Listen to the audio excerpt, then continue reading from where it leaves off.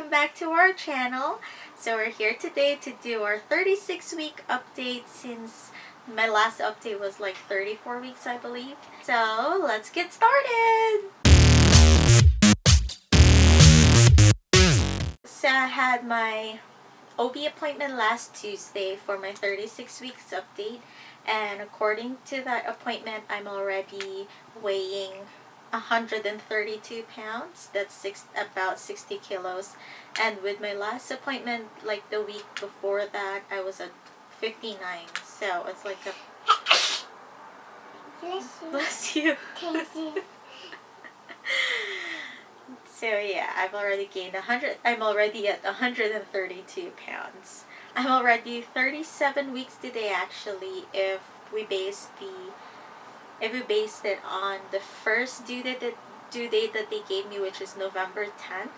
But with my OB, I think she's going for the November 14th due date, so I'm not sure.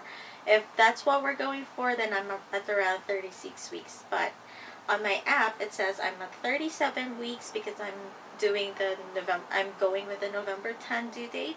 As for the common symptoms for this week, according to the app, there should be changes in fetal movement. It says here that since there's less room to maneuver, expect her movements to change too. You should still feel her moving, but there will be less jabbing and kicking and a lot more squirming. Actually, for that, that's not true. Yes, there is less space in the tummy now for the baby to be moving, but she still keeps on moving. And it's like big movements, and you can see the belly. You can actually see her movements on the tummy. And so the tummy is like round, right? And then when she starts moving, it elongates. And it's actually pretty weird seeing it. And there's lots of kicks on the ribs, obviously, and lots of punches on the cervix, which hurts a lot. Second common symptom is heartburn or indigestion. Well, it's not just a common symptom for this week, I think, for me.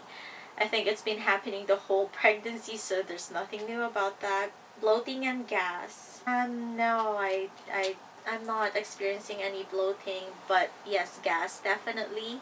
Once in a while, constipation. No. It also says here, vaginal discharge streaked with blood. The discharge from your vagina might be increasing and getting thicker. Don't be shocked if you notice the mucus is pinkish, red, or brownish after you've had sex or a vaginal examination. That just means that your cervix, which is sensitive now and maybe starting to dilate, has been bruised. So I guess that explains the previous video that I made about the brown spotting after my vaginal ultrasound. But then again, with this week, I haven't had those things. I didn't experience those things just yet. No blood on the vaginal discharge.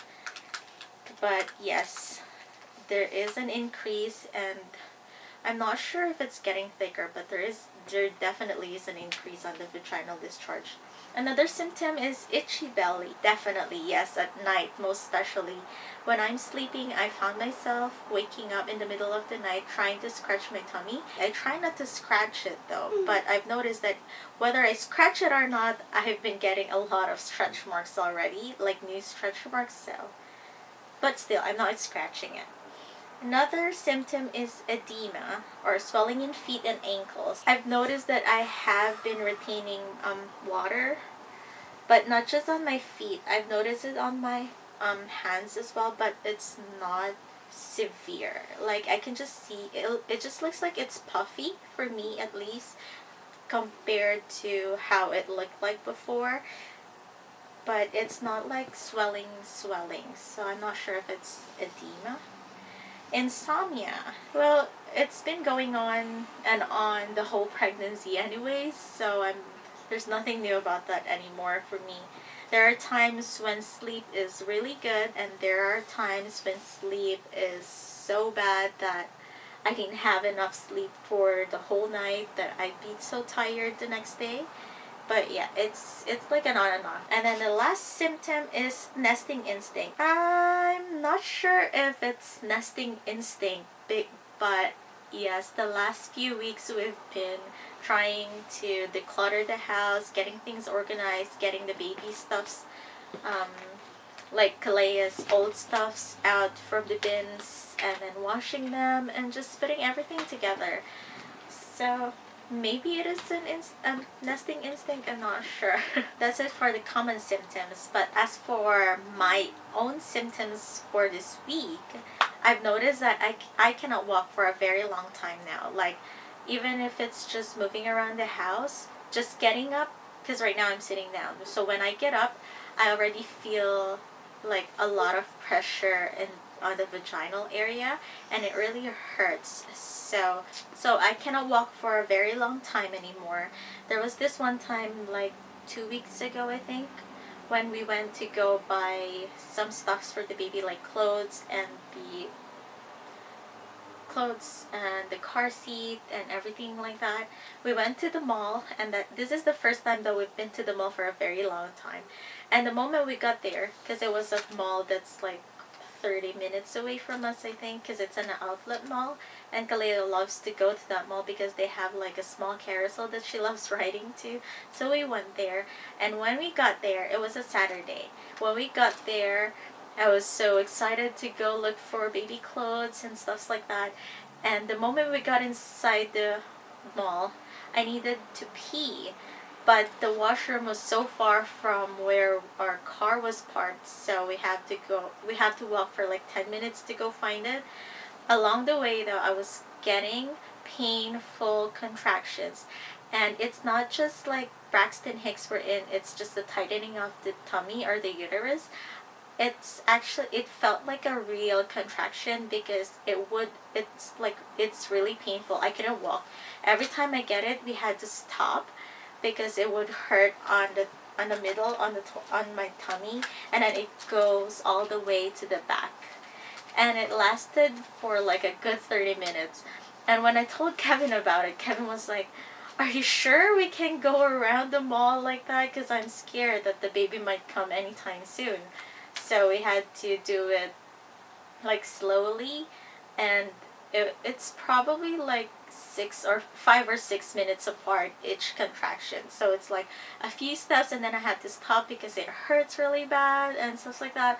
And then when I was finally able to find a washroom and emptied my bladder, it didn't get better. So I was really getting scared already. But then after like 15 minutes, I think, that's when it started to go away, and then everything went back to normal. So after that, we just went to go around for a little bit. We didn't stay there for a very long time. We just stayed there for a little bit, and then we went home because I was really scared that I might go into preterm labor, and I was only 34 weeks then, I think, or 35 weeks, and I didn't want the baby to come out that early, so we had to go home. And then when we got home, I had back pains and everything like that, so I had to just lay down on the bed. But the moment we got home, I changed my clothes, I got ready for bed, and then I was just laying down on the bed. And then, like I said a while ago, I'm already getting a lot of new stretch marks, and it's at the end of the old stretch marks that I used to have when I had Kalea. And it's not just on my tummy, because I also get them on my inner thighs, and it's itchy. That's the one that gets really itchy at night, the inner thighs. I don't know why, because I also put lotion and the belly balm, but it still itches. Also, it's something that I never talked about the whole pregnancy updates, is the dark underarms and the dark inner thighs and curlin area. It's a TMI, I know. I've never been so confident talking about it. It is something that I'm not confident talking about because I'm always, what do you call that? It is something that I don't feel comfortable talking about, but this thing is just getting out of hand. At the beginning, it was still fine, and I was like, maybe it's just me because I focus a lot on my body and not the pregnancy. So I'm like, maybe that's just me. But then this past few weeks, it's getting darker and darker, and you can actually see the difference. It's two-toned now, like from like this this color of my arm, and then when it gets there, it's like really, really dark, and I'm actually pretty ashamed to show it, so I'm not gonna show it. But yeah, it's dark underarms, dark inner thighs, and like below the belly area. What do you call that area? I don't know. Like the waist. But yeah, that's where it's getting dark. Those are the areas that are getting dark. I'm glad I'm not getting dark neck and the face of the mask of pregnancy though. So I think that's a good thing. And I hope these things will go away after I deliver the baby, because I know I've read a lot of things about these things, the hyperpigmentation, that you'd actually get them during pregnancy, but then it goes away after the childbirth. I hope they do go away though. I hope they do. So since my underarms are getting really, really dark now, I'm so ashamed or embarrassed. I'm so embarrassed to wear sleeveless now. I'm always wearing, I'm sorry. I'm always wearing long sleeves, or I should have a cardigan on, or I'm wearing a shirt. I've been feeling a lot of punches on the cervix area, and it's very uncomfortable. Not even like punch. I think sometimes when she's just moving, there are times when she hits the cervix and it's really painful. And it's not just on the cervix. It feels like on the pelvis area as well, like on the pelvic bone. I can feel movements there, and then it goes on the cervix, and then it's just really painful. I've heard it's called the lightning crotch.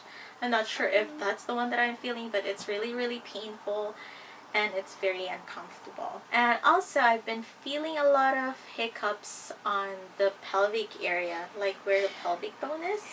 It's weird because that's where I feel, I'm not sure if it's the hiccups or it's the practice breathing, but you can feel the rhythmic movement over there, and it's very weird. From the last appointment, baby's still head down. The doctor checked and the head is still down there, so that's another good thing. One thing that I've noticed lately is that I'm getting dizzy out of nowhere again.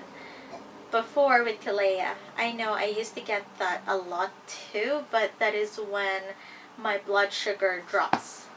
When I got dizzy when I was pregnant with Kalea, I just drink Coke or something that has sugar on it, and then everything is back to normal. But with this one, even if I eat something sugary or something like that, it doesn't go away, and it lasts for like a very long time, like a good 15 minutes or 15 to 30 minutes.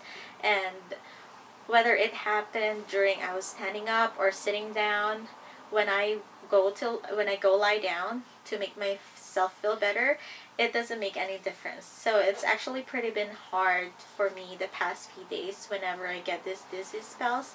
And when I brought this up with the doctor last Tuesday, and I told her that I've been getting very dizzy lately out of nowhere, so she asked, is it what particular time of the day? There's no particular time of the day, it just happens. And then she was like, oh, well, I don't know why. So maybe it was your iron, since my iron was really low. She said to try to take 2 iron pills a day, and we'll see. We'll see after. So that's it. Not very helpful, but I'm hoping that it's just the iron and nothing else. And with my last appointment, since I'm already at 36 weeks, she did the Group B strap test. What is that called? Yeah, the Group B strap swab to check whether I have this common bacteria that is found in the women's vaginal area. It's something that is harmless to women. Since I'm already at my 36 weeks, the OB did the swab test for the Group B strap last appointment. It is a common bacteria found in the vaginal area of women, which is harmless to women, but it could be something harmful for the baby if it's not treated during labor. So yeah, that she did the one for the vagina and for the rectum. Since lately I've been gaining a lot of weight, I can see it physically on my body, like especially on my legs and everything like that. I've already stopped working out. I know it's bad. I stopped working out and I started giving in to my cravings. And with cravings, I mean the sweet cravings, the not good stuffs. So I've been eating a lot of cookies and cakes and ice creams and fast foods and stuffs like that. I feel really bad, but you know what? I was like, I've already gained weight. Might as well just go on with it. And then obviously after the childbirth, I'll be back with my diet again and try to get back on track with my workouts. Because right now, whenever I do workouts, I get tired easily and it hurts on the vaginal area. I guess because the baby is low now, or the baby is getting bigger now and it's getting closer to the day. So whenever I do squats or something like that, it hurts down there. So which is also the reason why I stopped working out, because Kevin would restrain me. Every time I tell him that I'm working out right now, he's like, "No, can you please stop? Just stop it. Just stop it." So I had to stop. And I think that's it. I think I've covered everything that I want to cover for this update about this pregnancy. I'm going to update again next week if the baby doesn't come out yet, because I had Kalei at 37 weeks, so I'm thinking maybe this one will come out at around 37 weeks as well. But I also have that feeling that it's not gonna come out anytime soon yet, so I'm not sure. But I'm so tired being pregnant already. I just want the baby to come out now. And Kalea has been very, very excited to meet the baby ever since, so I just want the baby to come out now. But obviously, we'll see. And to end the update, I'm just gonna show you guys my tummy, but I'm wearing a romper right now, so I'm not gonna be able to show you guys my bare tummy, so yes. Okay, so this is, okay.